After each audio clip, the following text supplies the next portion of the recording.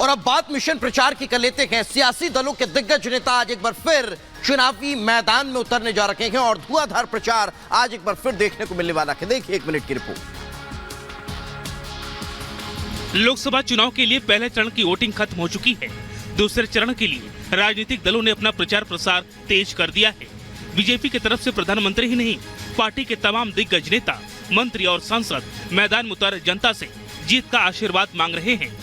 आज की बात करें तो केंद्रीय गृह मंत्री अमित शाह और पार्टी अध्यक्ष जेपी नड्डा छत्तीसगढ़ में होंगे। अमित शाह जहां कांकेर में जनसभा को संबोधित करेंगे, वहीं जेपी नड्डा मुंगेरी, भिलाई और रायपुर में जनता को संबोधित करेंगे। केंद्रीय मंत्री स्मृति ईरानी आज एक बार फिर अमेठी से विरोधियों को ललकार भरती हुई नजर आएंगी। यही नहीं, चुनावी प्रचार मैदान में आज सीता और लक्ष्मण मेरठ में राम के लिए वोट मांगते नजर आएंगे। बीजेपी प्रत्याशी अरुण गोविल के लिए दीपिका चिखलिया और सुनील लहरी आज मेरठ में प्रचार करेंगे। इसके साथ ही बीएसपी सुप्रीमो मायावती भी आज जनसभाएं करेंगी, तो उत्तर प्रदेश की गौतम बुद्ध नगर बुलंदशहर में जनसभा करेंगी। Bureau report, Republic Bharat. चलिए आगे बढ़ते हैं और इस वक्त की एक और बड़ी खबर आप तक पहुंचा देते हैं। आज मणिपुर में 11 बूथों पर एक बार फिर मतदान होगा। आपको बता दें कि पहले चरण के मतदान के दौरान जो हिंसा हुई, उसके बाद इन 11 बूथों पर एक बार फिर आज वोटिंग होने जा रही है। 19 अप्रैल को यहां हिंसा और गोलीबारी हुई थी, ईवीएम में तोड़फोड़ और बूथ कैप्चरिंग को अंजाम दिया गया था। यही कारण है कि आज यहां एक बार फिर से मतदान की प्रक्रिया शुरू कराई जाएगी। इनर और आउटर मणिपुर की सीट के लिए 19 अप्रैल को 72% वोटिंग हुई थी, लेकिन ये जो कुछ बूथ थे यहां पर हिंसा हुई, गोलीबारी हुई। यही कारण है कि आज एक बार फिर यहां मतदान होगा।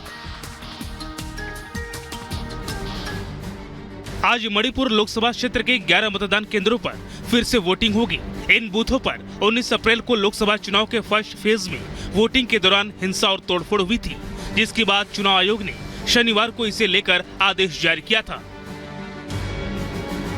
हिंसा प्रभावित मणिपुर की दोनों लोकसभा सीट, इनर और आउटर मणिपुर सीट के लिए 19 अप्रैल को 72% वोटिंग हुई थी। चुनाव के दौरान कई बूथों पर गोलीबारी, ईवीएम में तोड़फोड़ और बूथ कैप्चरिंग की घटनाएं सामने आई थी। विष्णुपुर जिले के थमन पोकपी में मतदान केंद्र पर गोलीबारी में 3 लोग घायल हो गए थे। वहीं इम्फाल ईस्ट के धोंगजू के एक बूथ पर ईवीएम में तोड़फोड़ की खबर सामने आई। हालांकि हमला किसने किया ये पता नहीं चल सका। इसी के बाद चुनाव आयोग की तरफ से 11 बूथों पर वोटिंग को अमान्य घोषित कर दिया गया था और आज इन बूथों पर मतदान कराए जाएंगे। Bureau report, Republic Bharat. और चलिए अब बात करते हैं रक्षा मंत्री राजनाथ सिंह के दौरे की। तो रक्षा मंत्री राजनाथ सिंह आज सियाचिन के दौरे पर रहने वाले हैं। इस दौरान वे जवानों से वहां मुलाकात करेंगे, जो काफी महत्वपूर्ण ये दौरा माना जा रहा है। और इस दौरे के पहले रक्षा मंत्री राजनाथ सिंह ने एक बड़ा बयान दिया है। उन्होंने कहा, पीओके हमारा था, हमारा है, हमारा रहेगा। सिलीगुड़ी में जनसभा को संबोधित करते हुए रक्षा मंत्री राजनाथ सिंह ने इस बात का जिक्र किया। आपको बता दें कि जवानों से मुलाकात करने के लिए रक्षा मंत्री राजनाथ सिंह आज सियाचिन दौरे पर हैं, लेकिन सियाचिन दौरे से पहले जब वे सिलीगुड़ी में थे और वहां सभा को संबोधित कर रहे थे, तो उन्होंने साफ शब्दों में कह दिया, पीओके हमारा था, है और रहेगा। आज चिंता मत करो भाइयों, पीओके हमारा था, पीओके हमारा है, पीओके हमारा रहेगा।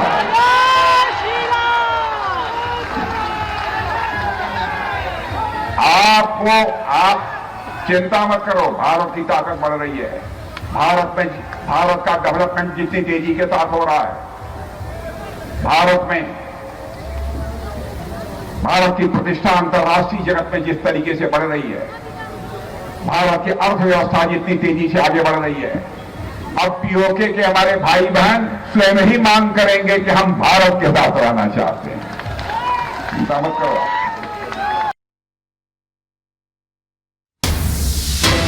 बड़ी खबर आप तक पहुंचा देते हैं कर्नाटक से। इस वक्त की बड़ी खबर, हुबली में छात्रा की हत्या के मामले में आज कर्नाटक में बीजेपी ने विरोध प्रदर्शन की तैयारी कर लिखी है। नेहा के पिता ने सीबीआई जांच की मांग की है, तो वहीं सीबीआई जांच को लेकर कर्नाटक सरकार को अब जांच अब सीबीआई को सौंप देनी चाहिए, ये भी जेपी नड्डा ने कहा। कि आपको बता दें कि कल जेपी नड्डा पिता से मुलाकात करने पहुंचे थे नेहा के, और हुबली में आज कर्नाटक में बीजेपी ने विरोध प्रदर्शन की तैयारी शुरू कर दी है।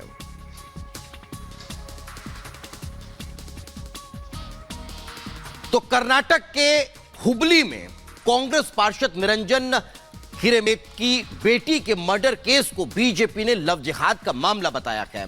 इन सबके बीच बीजेपी के राष्ट्रीय अध्यक्ष जेपी नड्डा हुबली धारावाड़ नगर निगम के कांग्रेस पार्षद निरंजन के आवास पर पहुंचे और उनसे न सिर्फ मुलाकात की बल्कि ढांढस भी बंधाया। देखिए रिपोर्ट।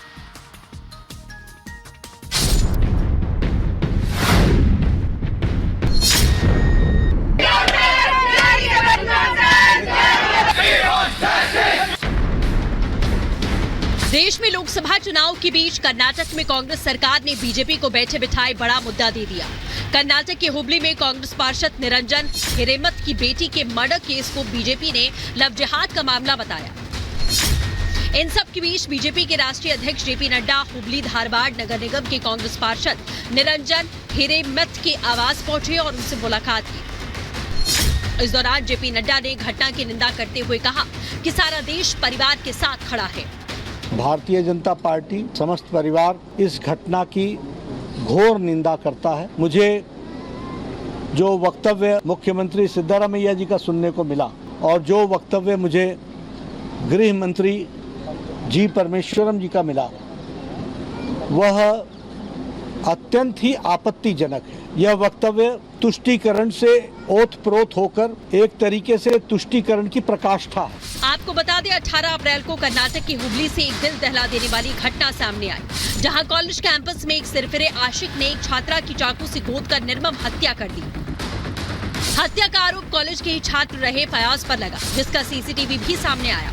इस वीडियो में फयाज एक लड़की पर चाकू से ताबड़तोड़ हमला करता हुआ नजर आया। बताया गया कि एमसीए प्रथम वर्ष की छात्रा और कांग्रेस पार्षद निरंजन हिरेमठ की बेटी नेहा से आरोपी फयाज एक तरफा प्यार करता था और वो पिछले कुछ दिनों से उसका पीछा कर रहा था, लेकिन युवती ने आरोपी के प्यार को ठुकरा दिया था। ये बात फयाज को नागवार गुजरी और उसने नेहा से बदला लेने की ठान ली। आरोपी चाकू लेकर कॉलेज पहुंच गया और नेहा को सामने से रोक लिया। नेहा कुछ समझ पाती इससे पहले ही उसने चाकू से ताबड़तोड़ हमला कर दिया, जिससे नेहा वहीं गिर गई। लेकिन आरोपी फयाज यही नहीं रुका, वो एक के बाद एक चाकू से हमला करता रहा। हमले के बाद आरोपी ने वहां से भागने की कोशिश की, लेकिन वहां मौजूद लोगों ने उसे पकड़ लिया, जमकर पिटाई की। बाद में आरोपी फयाज को पुलिस के हवाले किया। वहीं हमले में बुरी तरह जख्मी लड़की को अस्पताल ले जाया गया, लेकिन तब तक काफी देर हो गई थी। डॉक्टर्स ने नेहा को मृत घोषित कर दिया। मेरे बेटे को आत्मा का शांति दो। कोई और बेटी देश में मरना नहीं चाहिए, किसी का हत्या नहीं होना चाहिए। डर को दूर करना किसका काम है?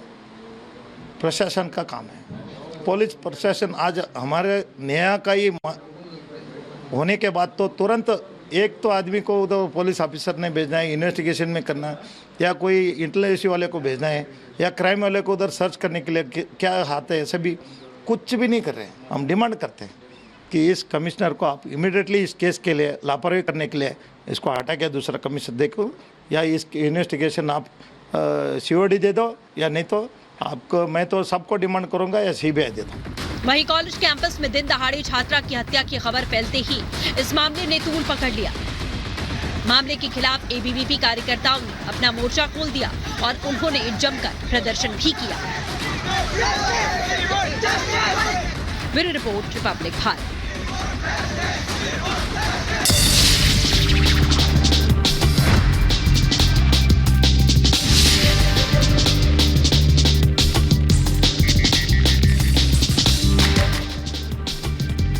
दक्षिणी गाजा पर इजराइल के ताबड़तोड़ हमले। लगातार इजरायली हमलों की वजह से राफाह पर 18 लोगों की हुई मौत, मरने वालों में 14 बच्चे होने की भी मिली जानकारी। तेल अवीव में हमास के कब्जे में बंधकों के परिजनों ने निकाली रैली। रैली में सैकड़ों की संख्या में लोग जुटे, जल्द अपनों की रिहाई की रखी मांग। तुर्की के इस्तांबुल में फिलिस्तीनी समर्थकों ने निकाला मार्च। गाजा पट्टी पर युद्ध रोकने के लिए हजारों फिलिस्तीनी समर्थकों ने निकाला मार्च। प्रदर्शन में फिलिस्तीनी के समर्थन में लगाए गए नारे। यूएस के मैरीलैंड में विस्फोट की वजह से एक घर ढहा। आग लगने के बाद हुआ जमींदोज। हादसे में एक शख्स के घायल होने की खबर। दर्जनों फायर फाइटर्स ने आग पर पाया काबू।